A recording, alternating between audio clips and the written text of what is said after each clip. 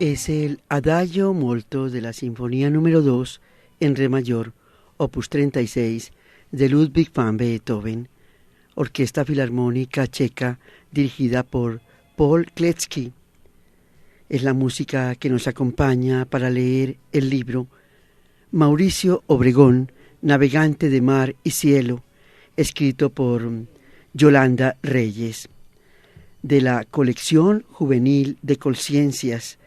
A propósito de la edición, el director Carlos Nicolás Hernández escribe: cada libro tiene su propia historia. En una colección siempre hay una historia que entreteje las historias. Hay un vínculo que las amarra.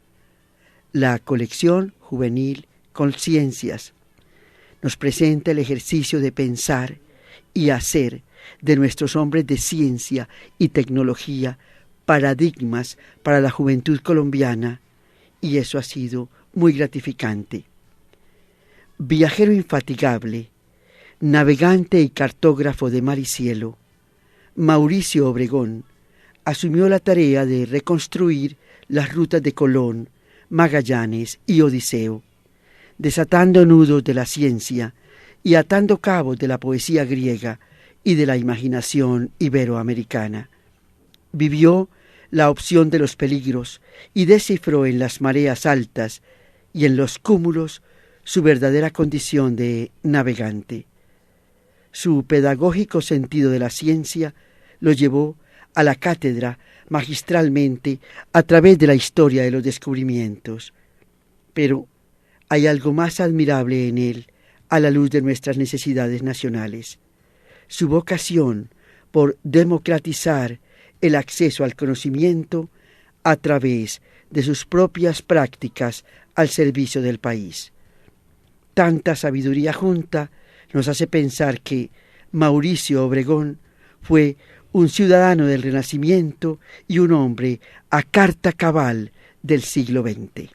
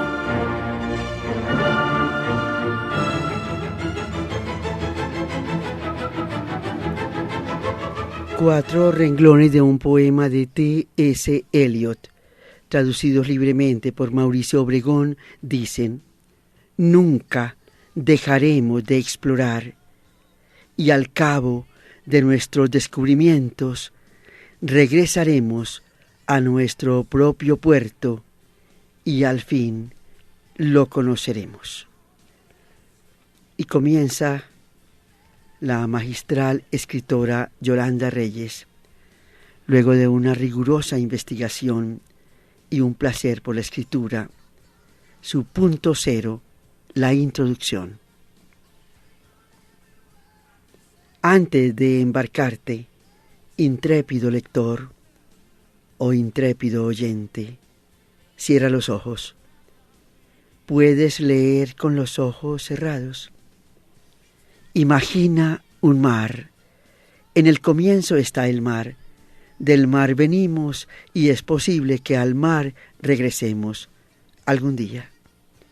Es jueves por la mañana. El año es 1998. El mes, febrero. Pero este es un jueves especial, uno de esos días que no se repiten. ¿Recuerdas qué hiciste el jueves 24 de febrero de 1998? Era un día de eclipse. Seguramente no hubo colegio, lo que prueba que no era un eclipse cualquiera, sino un eclipse importante.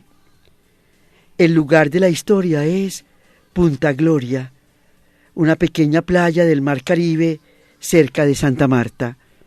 El Caribe, tan manso en otros lugares, suele alborotarse allá.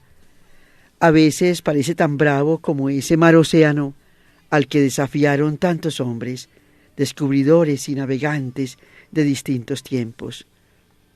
Un viento fuerte mece las olas. Y si tienes los ojos cerrados puedes mirar. En la playa hay una casa. En el reino de la imaginación, en esa casa soñó y miró las estrellas cuando no estaba de camino un hombre de profesión navegante. Si navegar significa embarcarse en la aventura para descubrir misterios, podríamos decir que nuestro hombre era, sobre todo, un navegante. También fue piloto de muchas naves, escritor de muchos libros, inventor de muchos proyectos y maestro de muchas aulas. Su nombre es Mauricio Obregón. Hoy ya no está, o más bien, no está de la forma como antes anduvo. Hace unos días lo sorprendió la muerte, justo después del almuerzo. Tenía todo listo para venir a ver el eclipse. Ya había empacado su astrolabio y su sextante. Había invitado a su familia y a sus mejores amigos. Si estuviera hoy aquí, de la forma como antes estaba, todo sería diferente. Tal vez no habría este silencio. Estaría contando anécdotas, pensando en voz alta, preguntándose todo de nuevo. Intentaría, como tantas veces, descubrir ese gran misterio que es un eclipse. Su familia está reunida frente a ese mismo mar que tantas veces él miró. Hacía tiempos no se apretaban todos en esta casa que tantos secretos cuenta. De repente, la luz empieza a cambiar. La penumbra se apodera del mediodía. El cielo es una mezcla de gris con amarillo. El mar parece un plato, manso y brillante como si estuviera dormido, aguardando. Un silencio cósmico invade el paisaje. Entonces, 3 hombres se embarcan en un cayuco. Cayuco es una nave pequeña como aquellas primeras embarcaciones en las que el hombre se lanzó al mar.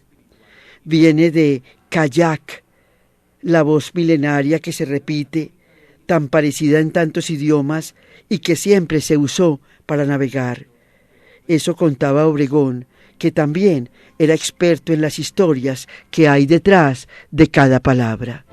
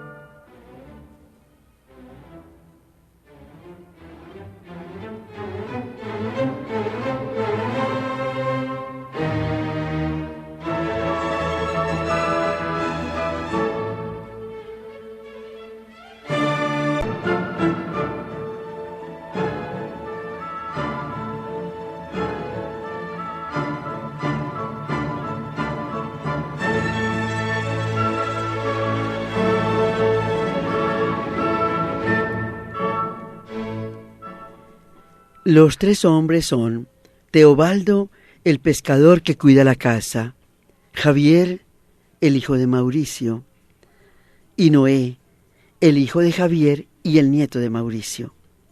Noé tiene 5 años y un nombre muy antiguo de navegante. Lleva un cofre en la mano y en el cofre echó un dibujo. Va a cumplir una misión encomendada por su abuelo. Él dijo que quería que sus cenizas volvieran al mar. Si lo dijo en serio, no lo sabremos nunca. Solo sabemos que el mar es un sitio en donde le gustará estar a un navegante. Tumban y retumban las olas del mar. Todo lo que traen se lo vuelven a llevar.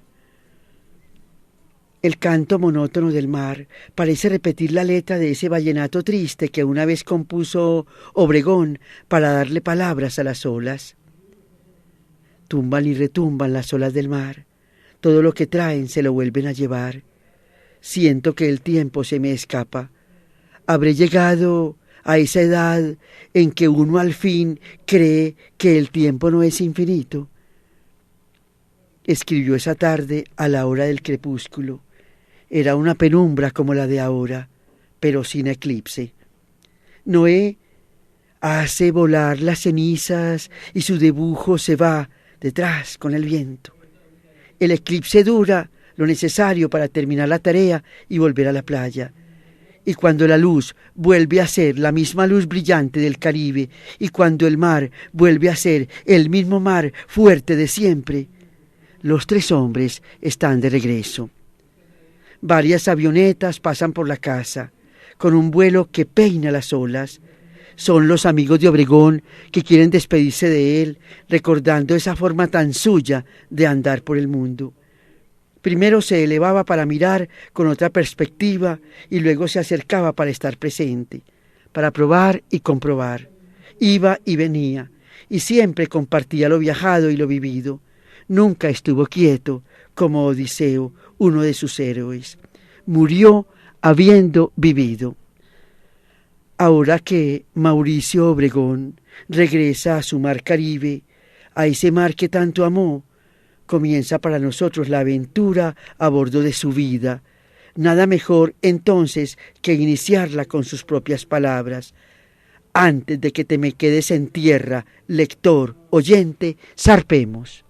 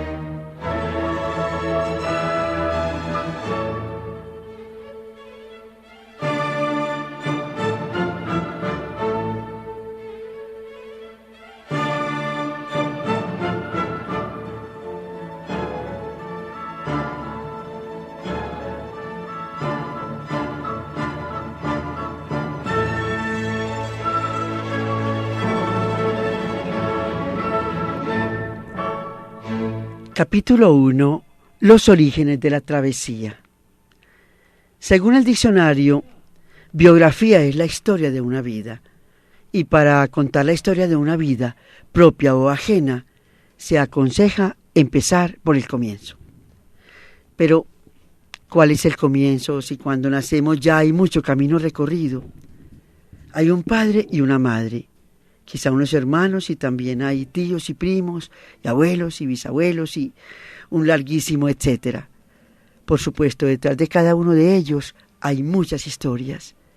Y esas historias, a la vez, están enmarcadas en otra historia, con mayúscula, que es la historia de los países y del mundo.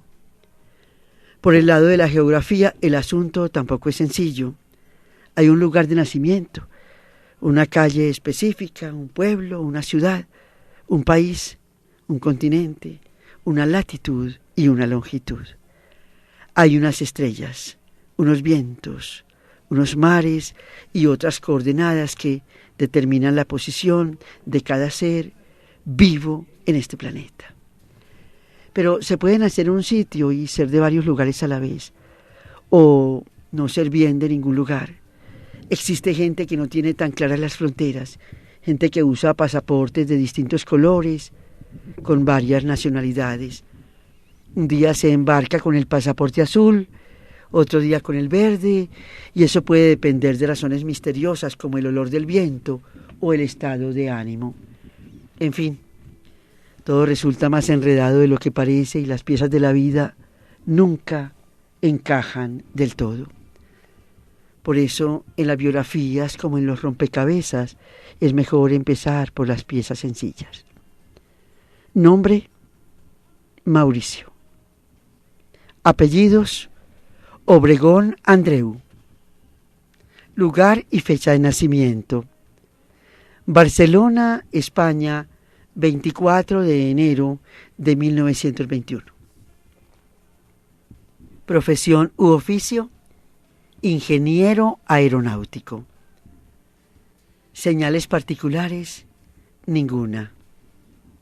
Ninguna, imposible. Madre: Madronita Andreu, natural de Barcelona, de nacionalidad española. Padre: Mauricio Obregón Arjona, nacido en Barranquilla, nacionalidad colombiana. Aunque el comienzo parece fácil, como en cualquier documento de identidad, las apariencias engañan. Mauricio Obregón nació en Barcelona, vivió allí sus primeros años y además una parte de él era española por el lado materno. En realidad, a Colombia solo venía de vez en cuando para vacaciones. A vivir, lo que se dice vivir, solo llegó cuando era un hombre y él mismo lo decidió. Aún así, es difícil encontrar un colombiano tan convencido y a la vez es difícil encontrar un ciudadano de tantos lugares. En cualquier parte se movía como pez en el agua. Hablaba, soñaba y contaba historias en varios idiomas. Esa facilidad para ser de muchos sitios debió heredarla del lado paterno. Cuando viajar era muy difícil y cualquier lugar del mundo quedaba lejísimos, a muchas semanas en barco, el padre de Mauricio había dejado su Barranquilla natal para vivir en Europa. La verdad, no era el colombiano típico de hace 2 siglos. No solo se repiten los nombres en esa familia. Hay otros rasgos de los Obregón de Barranquilla que andan por ahí atravesando generaciones.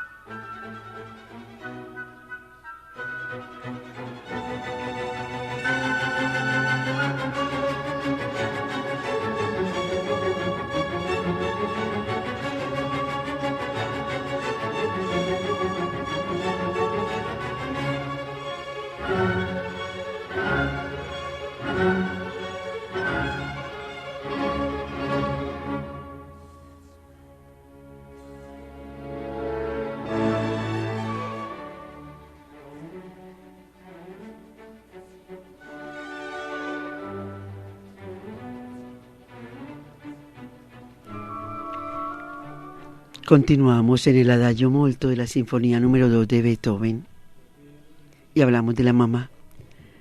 Madronita Andreu tampoco era una madre española típica, una mamá que quiere filmar todo lo que hace su hijo y que no se pierde el día en que da sus primeros pasos o todos los instantes de la primera comunión. Puede ser muy normal para ti que vives en el siglo XXI. Hace casi un siglo, cuando Madronita andaba por ahí con su cámara, capturando imágenes de sus hijos, resultaba una señora fuera de lo común. Y como la vida real no le resultaba suficiente para llenar tantos kilómetros de cinta, se inventaba guiones, disfrazaba a los niños y los ponía a actuar. Tú, Marta, vas a ser la bruja. Escóndete detrás de ese árbol y cuando salga tu hermano empiezas a perseguirlo. Imagina lo que sientes de encontrar a esa horrible bruja, Mauricio. No te rías, asústate de verdad. Corten, vamos a repetir la toma. Pero mamá, ya la hemos hecho 10 veces hoy, protestaba Mauricio. Sí, a veces había que rogarle un poco, pero hay que reconocerlo, de protagonista no lo hacía nada mal. Cuando era muy pequeño murió su padre. Unos años después, Madronita se volvió a casar con un señor llamado Max Klein y nació Florita, la hermana menor. Obvio, hay película de Mauricio asomado al cochecito de su nueva hermana. Don Max, como podría suponerse, tenía su toque especial.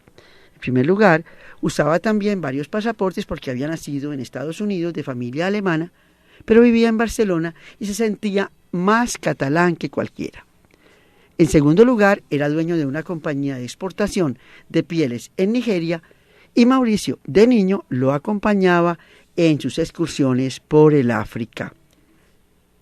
¿Qué tal si este fin de semana me acompañas a cazar venados, muchacho?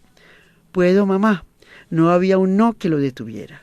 Ya en esa época ni las fronteras geográficas ni las de la imaginación eran para él verdaderas fronteras. El mundo era simplemente un lugar posible.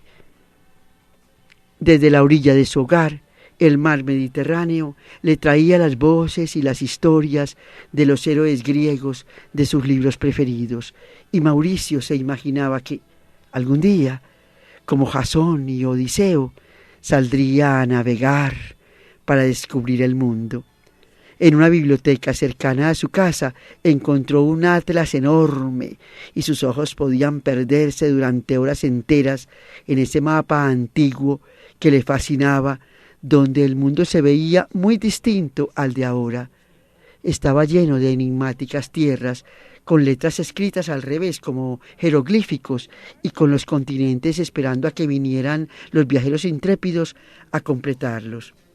Este va a ser navegante, le decía don Max a Madronita, y Mauricio pensaba que era un chiste. La verdad, le gustaría ser pintor.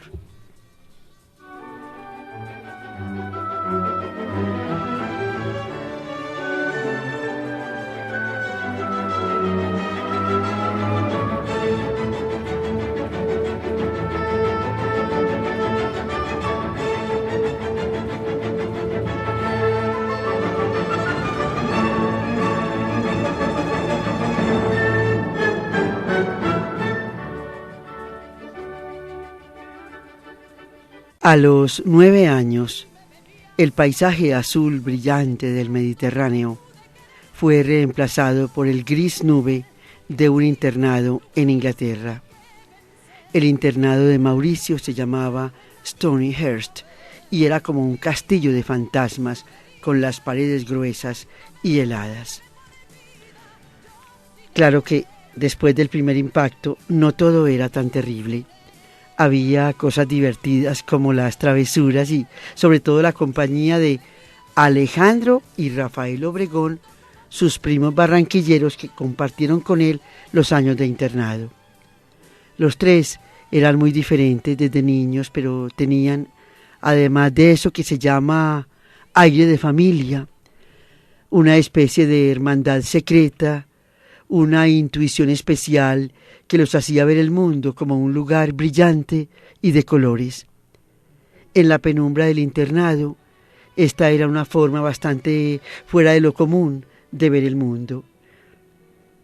Desde entonces, Mauricio era el primo intelectual, un amante de los libros que no se conformaba con devorarlos enteros, sino que los leía entre líneas y quería vivirlos más allá de las líneas. Era bueno para los idiomas y para toda clase de inventos y experimentos. Alejandro, que luego se convirtió en un pintor famoso del que seguramente, oyente, lector, habrás oído hablar o habrás visto algunos de sus cóndores, demostraba ya una capacidad artística extraordinaria que podía hacerlo pasar por estrambótico y rebelde, aunque era muy introvertido y hablaba lo estrictamente necesario.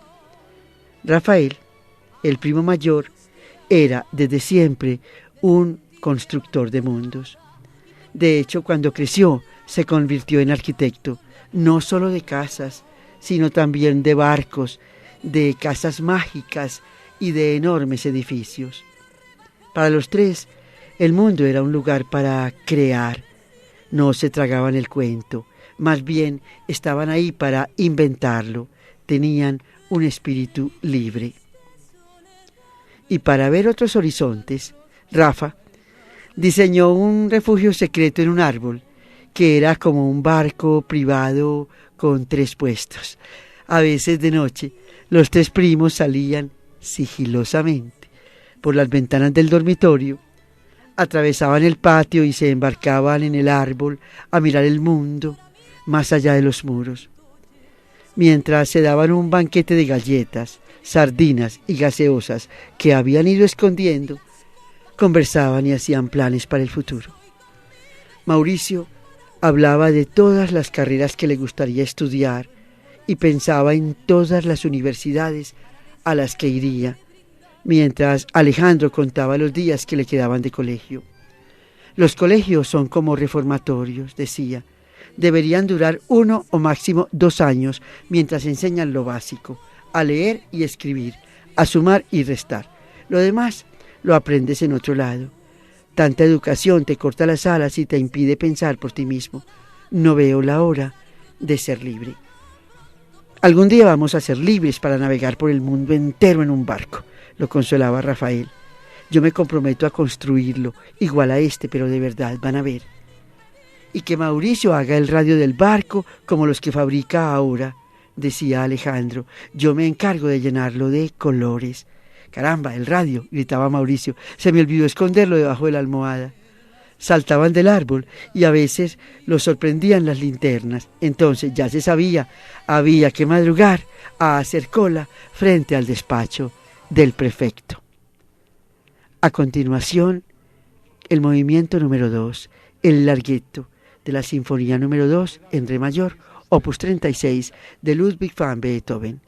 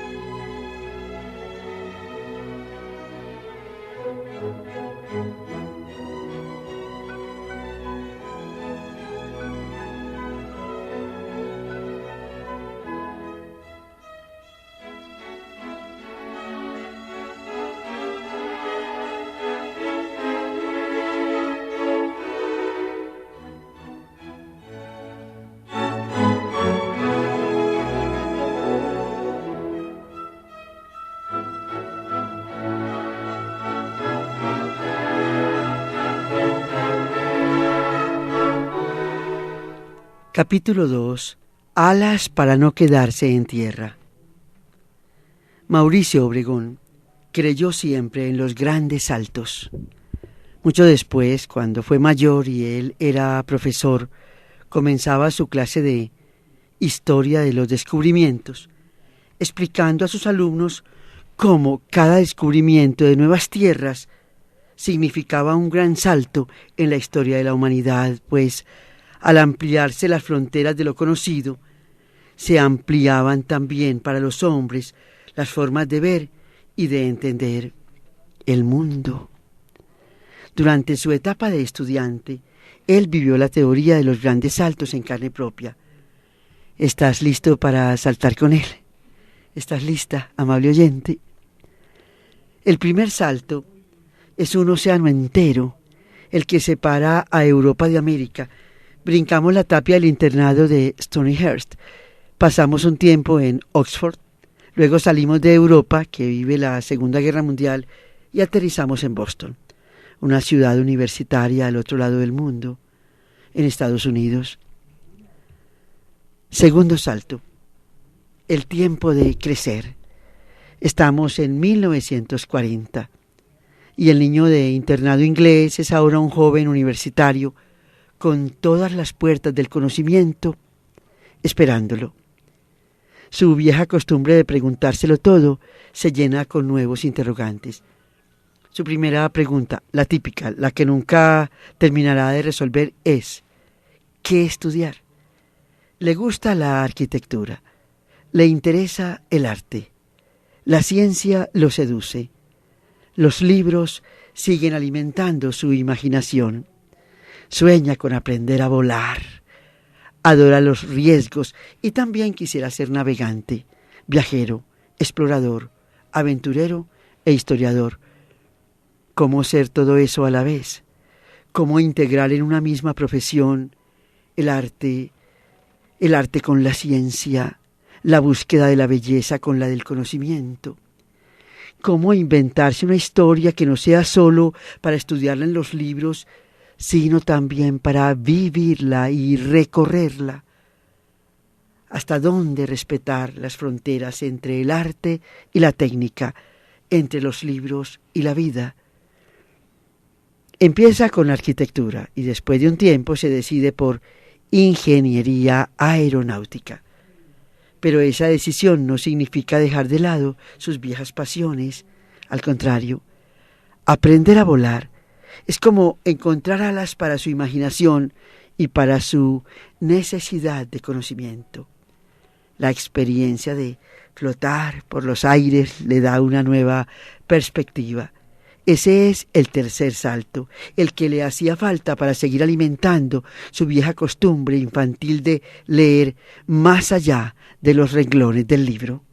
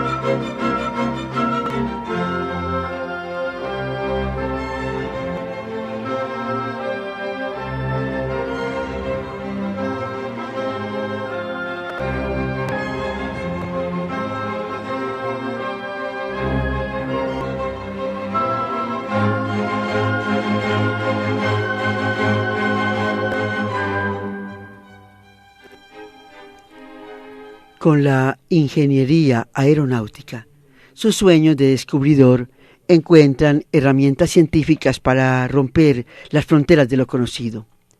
Entonces descubre que tendrá que darse él mismo su propia profesión, una profesión que no parece posible para un hombre de su tiempo.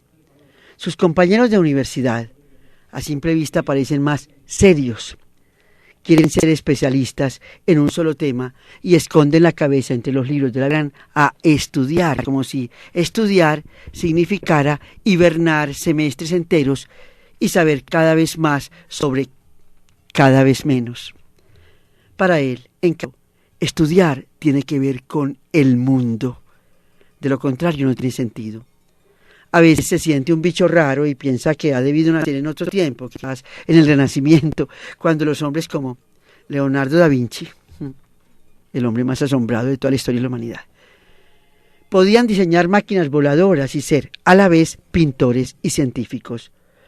Todo se logra probando e reprobando, es la frase de Leonardo que Obregón copia en su cuaderno de apuntes. Esa es la forma como él piensa también que debe construirse el conocimiento a fuerza de experimentar. Menos mal, siente que tiene la vida por delante y mientras echa globos en un pupitre del salón de clase, su profesor de historia de la aviación explica un acontecimiento célebre. En el tablero apunta una fecha para no olvidar: 19 de septiembre de 1783. Y dice: ese día los hermanos Montgolfier ensayaron su globo volador de lino y papel, tripulado por un pato, un gallo y un cordero, en París ante la presencia de los reyes franceses. Recita entusiasmo como si se tratara de cualquier operación de rutina. Precisamente el día en que el hombre descubre, piensa que su clase sería muy diferente, tal vez no contaría tantos detalles ni copiaría tantos esquemas en el tablero, sino que trataría de despertar el entusiasmo viendo semejante descubrimiento.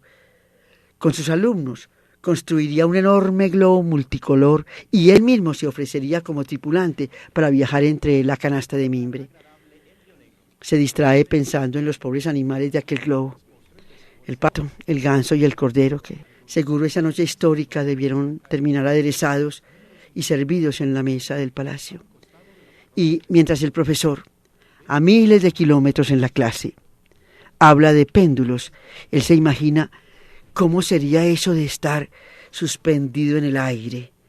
Algún día va a ensayarlo, se lo promete.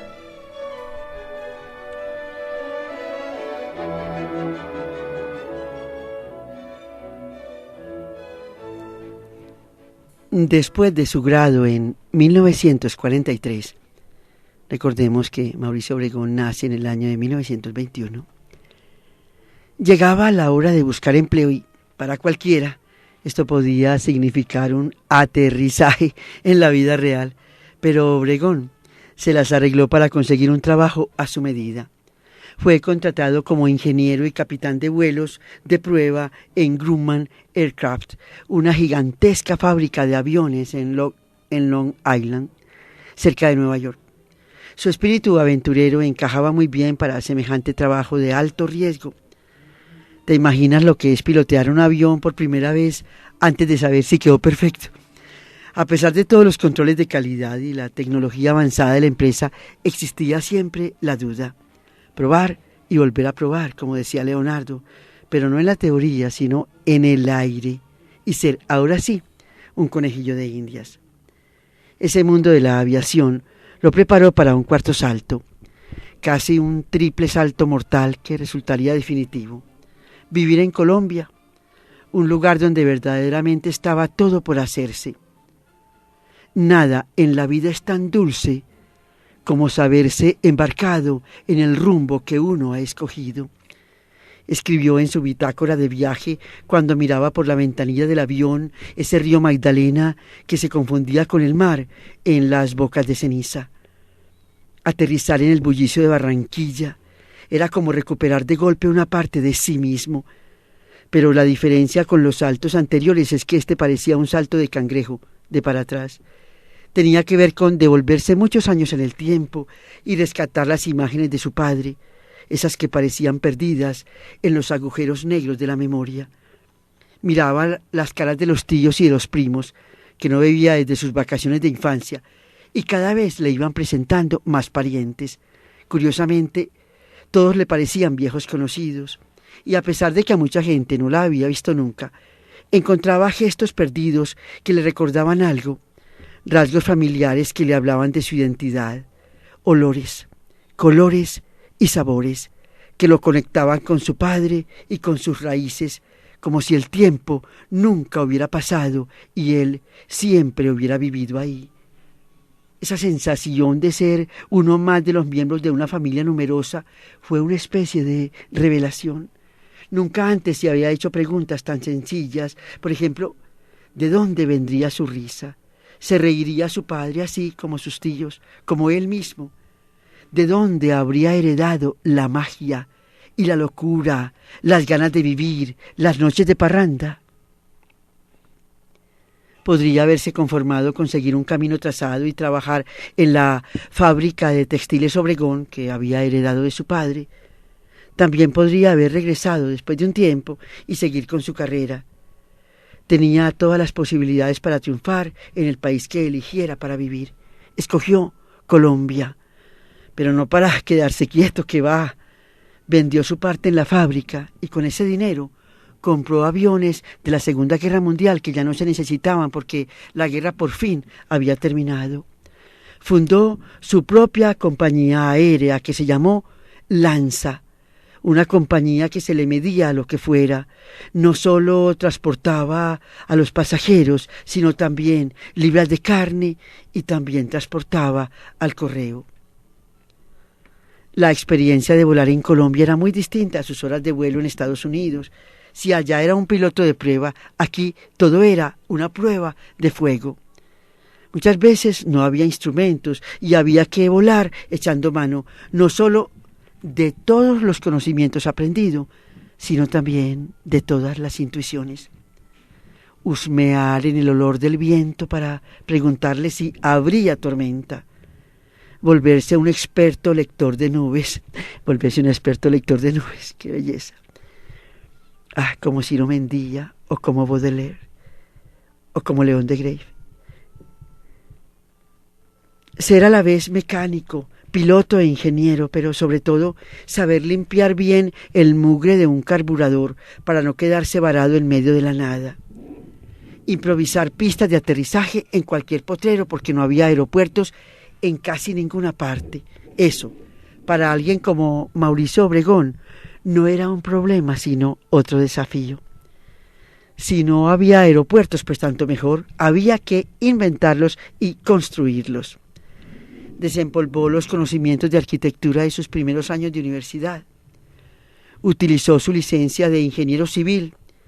Recorrió kilómetros para escoger los potreros más apropiados y manos a la obra. 10.000 pesos valía en esa época hacer un aeropuerto. Con esa plata ahora no se construye ni uno de juguete. Y continúa Beethoven, otro innovador, otro creador, otro inventor, otro navegador de la música.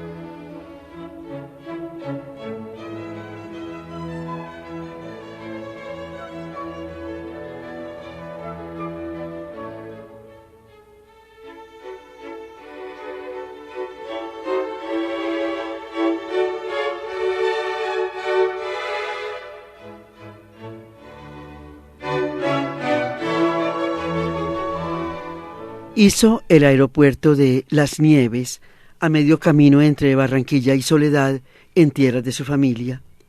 Y a ese le siguieron otros en muchos lugares. Para poder visitar tantas obras tenía su propio método. Usaba unas tablas de madera para subir su pequeño Ford a cualquier avión y andaba de un lado a otro recorriendo el país. Un día estaba en un avión anfibio, amarizando en San Andrés en busca de un potrero para hacer pista. Otro día su avioneta monomotor estaba a punto de vararse en La Guajira por falta de gasolina. Entonces aterrizaba en una duna y ensayaba gasolina para camión, la única que se conseguía. Como no le resultaba el truco, terminaba pidiendo una hamaca prestada a los indios Wayuu. La colgaba de una de las alas y pasaba la noche oyendo sus historias mientras compartía la sopa de ostras que preparaban sus nuevos amigos. A medida que recorría, palmo a palmo, el mapa del país, iba encontrando cada vez más proyectos. En Leticia se maravillaba al comprobar que Colombia, en lugar de 2 mares, tenía 3, porque el río Amazonas definitivamente era uno de los grandes mares del mundo. En el Chocó descubría que era posible hacer un canal interoceánico para descongestionar el canal de Panamá. Pero ese proyecto que se le empezó a meter en la cabeza desde entonces necesitaba más tiempo. Por ahora estaba preocupado por darle alas sólidas a la aviación. Y es que si no había aeropuertos, tampoco había reglamentos de vuelo. A la falta de instrumentos técnicos se sumaba también la falta de normas claras, y esa improvisación causaba muchos accidentes. Después de uno muy grave que hubo en el Tablazo, Mauricio Obregón se dio cuenta de la necesidad urgente de hacer un reglamento y lo hizo. Publicó un manual de reglamentos aéreos en 1947. Escribió el reglamento de la aeronáutica civil y en ese mismo año fue su primer director. A la vez fundó el Aeroclub de Colombia y mientras tanto también practicaba con un grupo de amigos en la creación de la Universidad de los Andes, porque estaba convencido de que el país necesitaba una universidad diferente. Ese sí que podía ser un gran salto para el país, hacer posible una nueva forma de conocimiento. El sueño de abrir las fronteras también tenía que aterrizarse en la tierra. Con tanto volar, crear y soñar despierto, uno se pregunta, ¿a qué horas dormiría?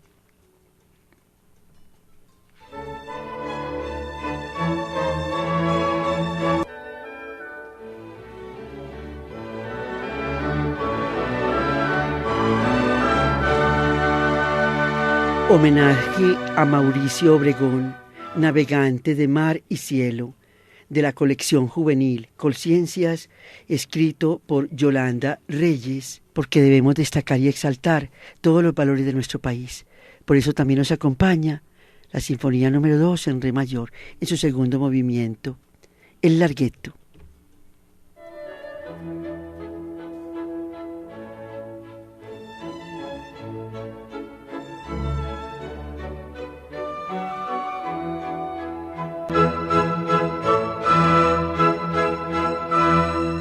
No se nos vayan a perder el segundo programa de esta historia.